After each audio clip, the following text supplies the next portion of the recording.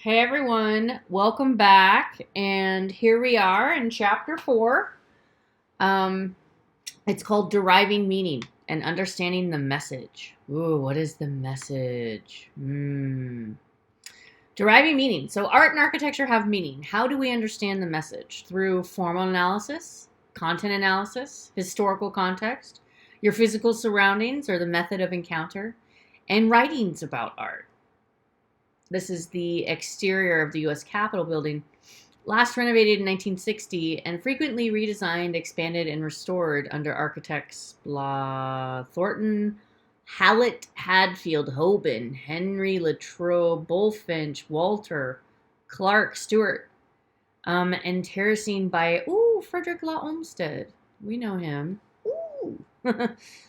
um, so when you look at this, what does it evoke, right? It's the arrangement of elements and principles is called a composition. So, what is the composition of this?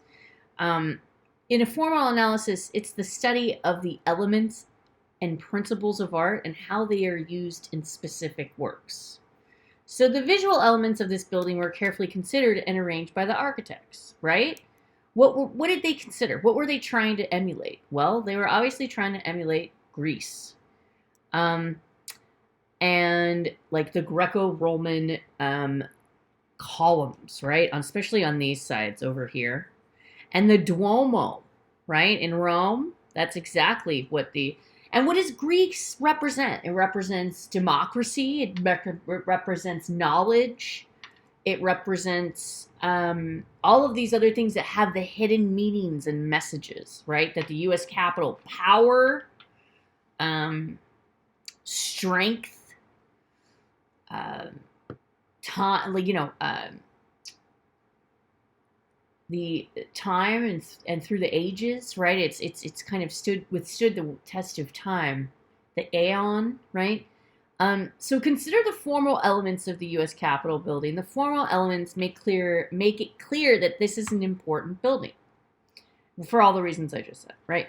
So formal analysis, and that's kind of what we're learning to kind of think about and critique art now in a formal analysis. That's what a formal analysis is. It's an integrated study of all the formal qualities of an object that are apparent just by looking at the work.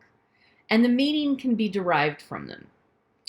Right? So first off the bat, when I'm first looking at this, like I'm automatically thinking it's some kind of like vessel of antiquity without even knowing that it's from Aztec times in the 1400s, right? But I'm already kind of putting in my head, because of how I've grown up and my own personal experience, I am deducing that this is a piece of art that was done in history and probably from, Southern America, or part of the South American continent, of the early, this is before the Renaissance, so even then, early Aztec, mid-Empire Aztec.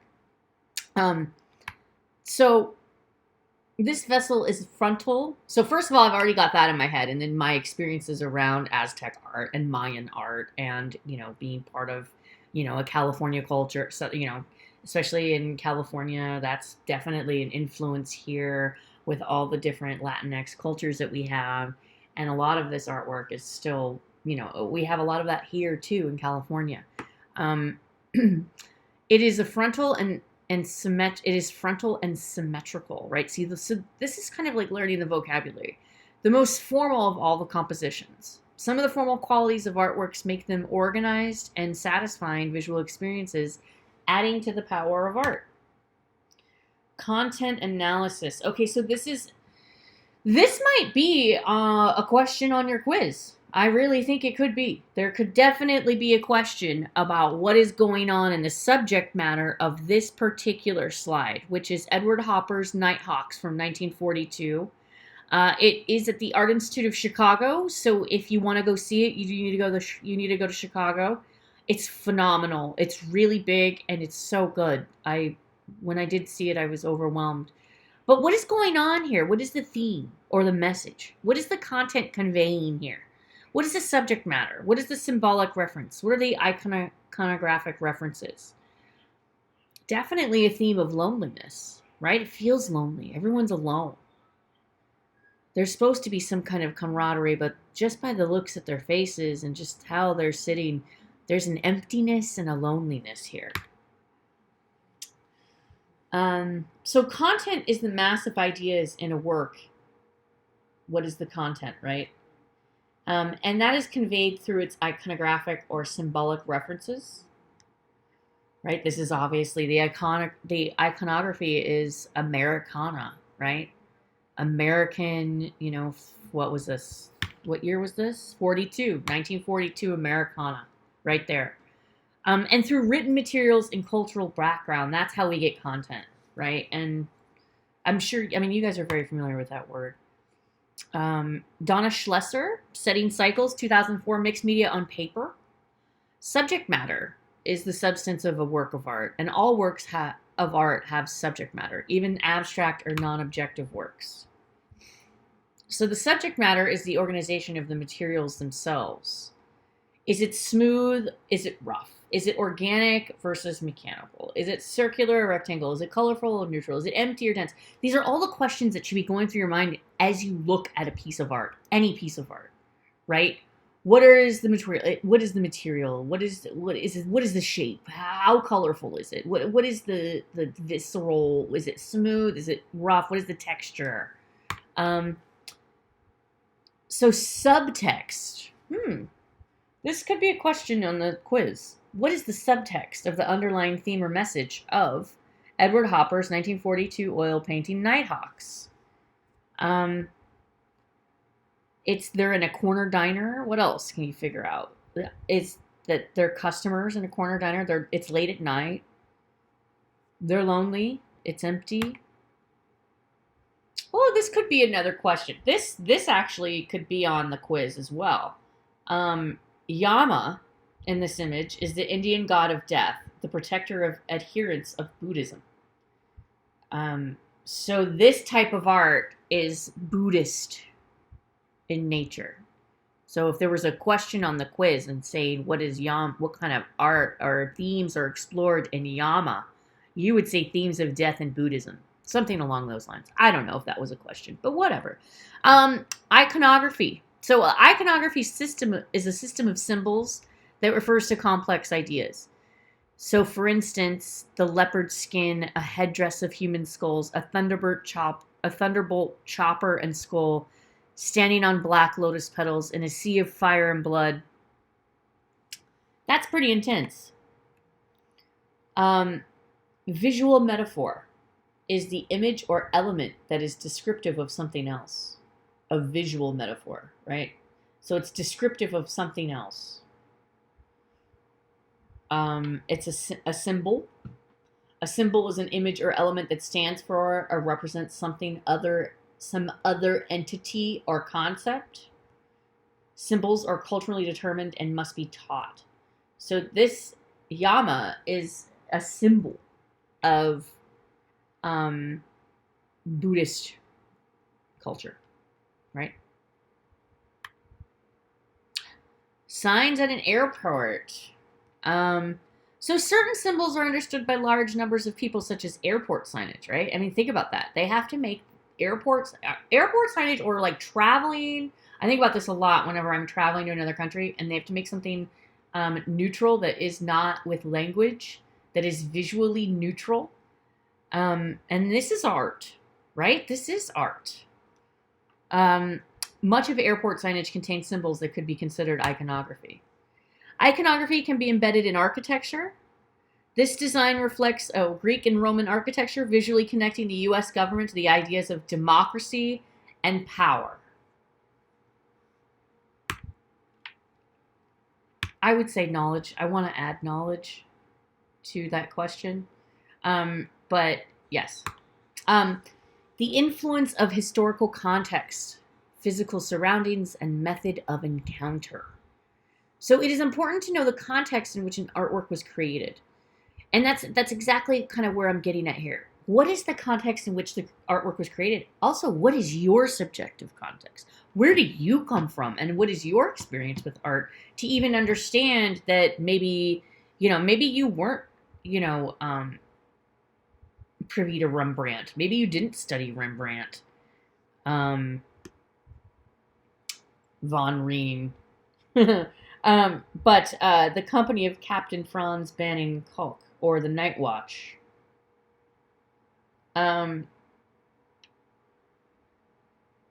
Yeah.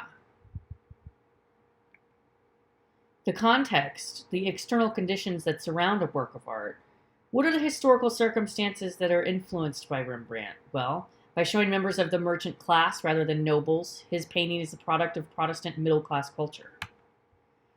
Context. So Shirin Nishat's series Women of Allah is concerned with Islamic women and femininity in a country where women's rights are limited by religious laws. Physical surroundings. Location affects meaning. Events at a location can also change the meaning of an artwork. Olafur Eliasson dramatically integrated nature, engineering, and the New York City waterfronts to create New York City waterfalls. That's cool. Potala Palace, the former summer palace of the Tibetan Buddhist leader, the Dalai Lama. So the method of encounter, how you experience the artwork adds meaning, right? Do you go up to the top and climb to the top and experience it that way? Are you sitting at home like me, looking at this picture, wanting to climb to the top? If you know this famous palace only through photographs, your experience is very limited. What is the difference from looking at a photograph versus actually being in Tibet? So, if you know this famous palace, or what is the difference from being in Tibet at the palace?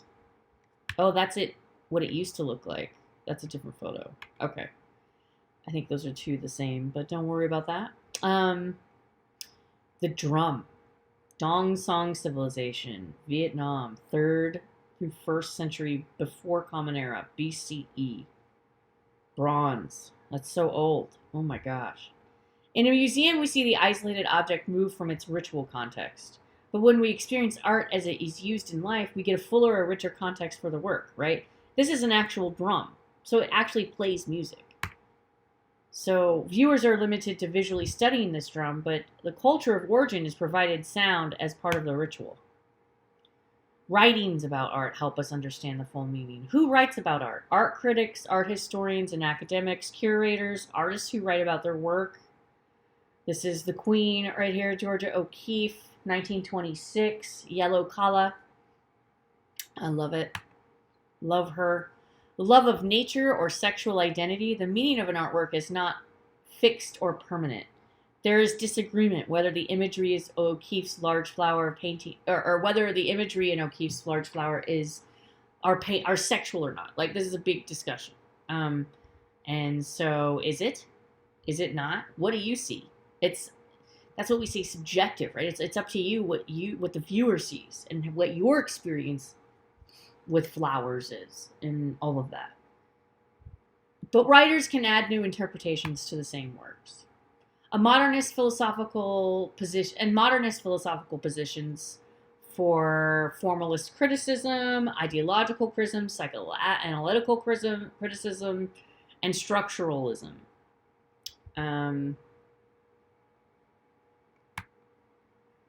Modernist criticisms. Modernist philosophical positions present master narratives that specify the correct way of analyzing any artwork.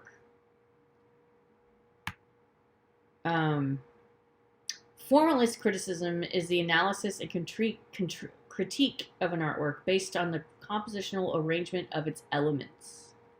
Formalism first appeared in England in the early 20th century as a way to appreciate artworks from other cultures.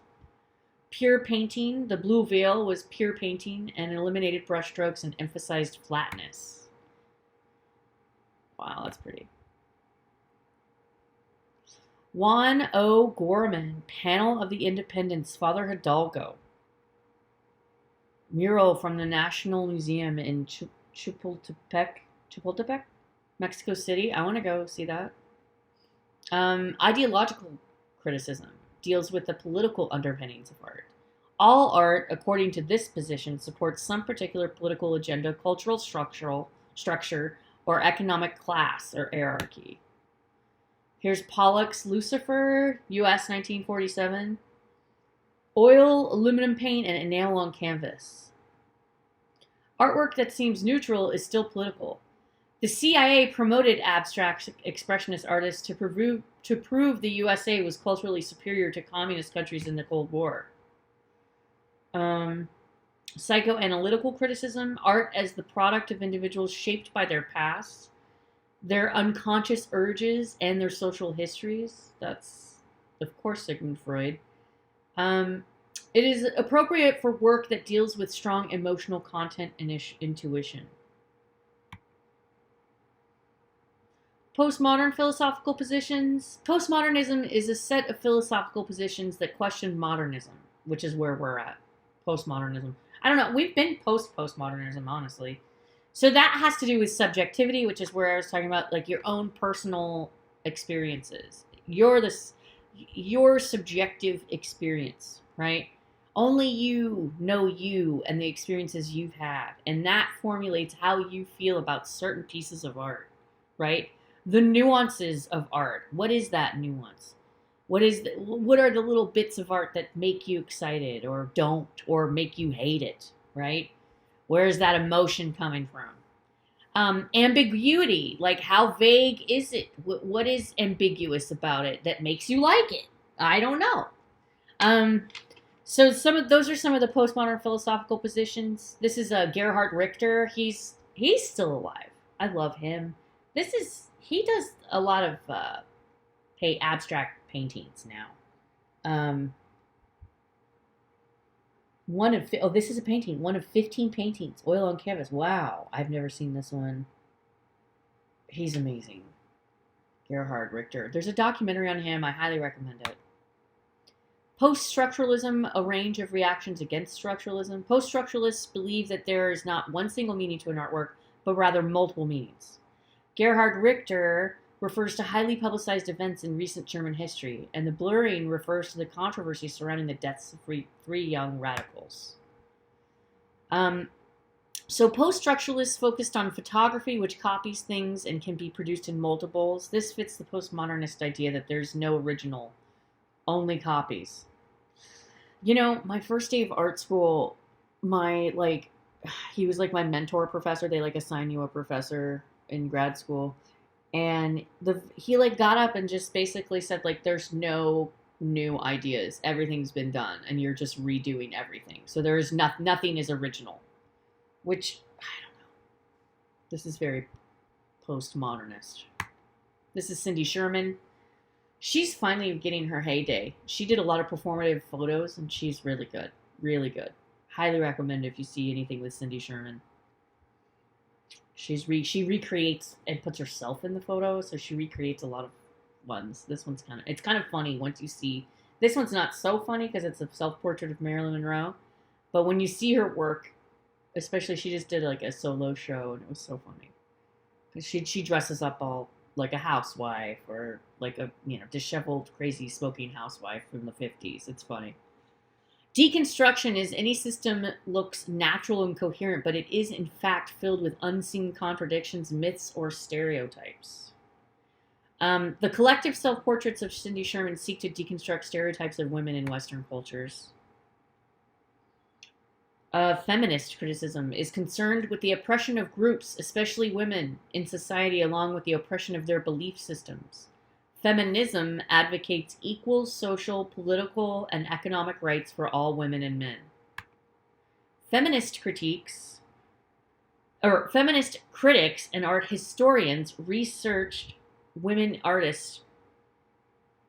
Feminist critics and art historians researched women artists that have been ignored in the past. So, the 17th century Italian artist Artemisia Gentileschi. She executed large historical paintings throughout and thought beyond the ability of women. After her death, she sank into obscurity, her works attributed to her father. How sad. This is so good. Yeah, women were never acknowledged. We'll get into that. Feminists have broke down barriers encountered by women's artwork and the media they use. Modernist critics have denigrated pottery, weaving, and decorative work as minor arts because of feminist inquiry works such as Navajo wearing blanket, woven by a woman. They are studied and featured in museums.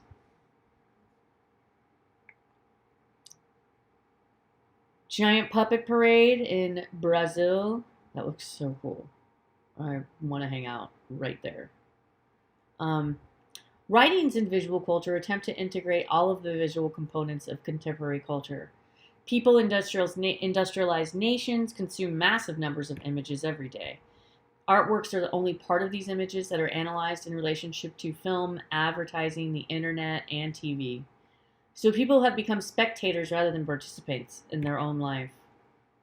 Relational aesthetics focuses on human relationships and social spaces rather than emphasizing art objects in private galleries, homes, or museums. Trevania's stainless steel ping pong table is a beautiful and precious object, but rather than being hands-off, gallery goers play on it. Pretty.